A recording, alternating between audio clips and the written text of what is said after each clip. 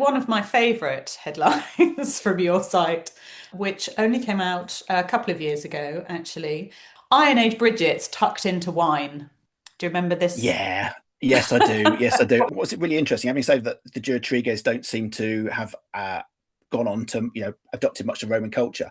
We do know that in late Iron Age burials that we're covering across Dorset, the majority of grave goods of prestige items, if they appear at all, appear in female graves, which are suggesting, if we're talking about power structures and wealth, the female graves have got more in them than the male ones. So there's an issue there about basically, I mean, as far as we know, Iron Age society, according to the Romans, is far more egalitarian. Romans are very patriarchal.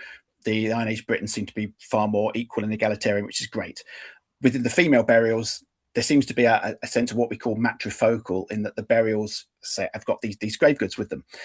And in the very late Iron Age, you find tankards and drinking vessels with female graves. As we go on into the first and second century AD, we're starting to find locally made wine cups in those graves as well. So there's still this sense of perhaps controlling alcohol is a kind of a controlled drug in which the elite have got hold of.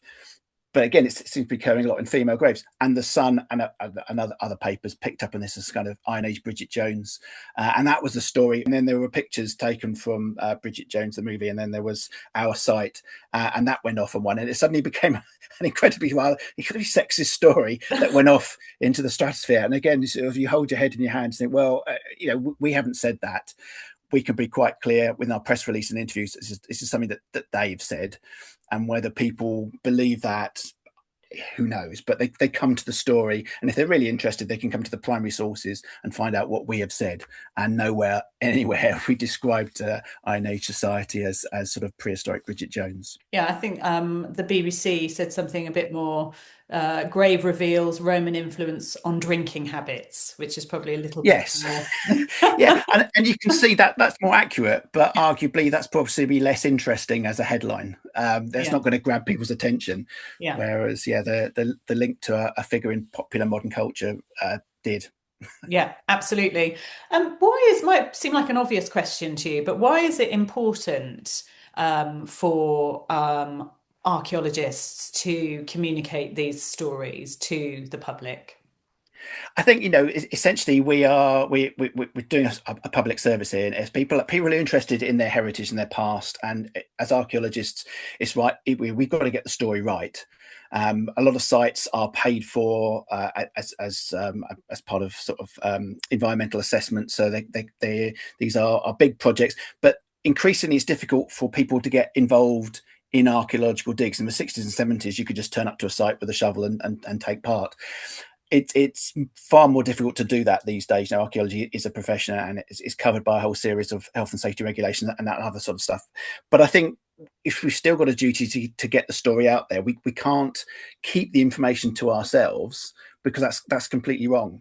So it is our duty to communicate what we find. And sometimes the length of time between doing a dig and getting the results, it can be 10 years, it can be 20 years, because of the amount of research and scientific analysis you've got to do. So there's an incredible time lag.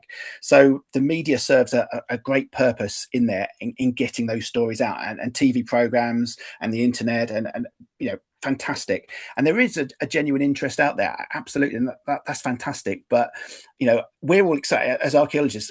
We're just excited by every single discovery we make, be it a tiny bit of pottery or flint flake or a burial or whatever. So we want to try and communicate that excitement to the public. We want to try and engage them, because at the end of the day, we want to make sure that archaeological sites aren't being destroyed, are being recorded, and that people can report things to us and to the Portable Antiquities Scheme and to the finance liaison officers that every county's got. So it's keeping that interest going, but trying to communicate the right story. And sometimes that can be difficult. I mean, archaeology is a debate. We're never saying we've got all the answers, we're right, but we can put our information out there, we can have that debate. And if people are saying things which are openly wrong, or sort of openly racist or whatever, we can counter that with the information that we've got. But first of all, we've got to get that data out there, and we've got to tell the story.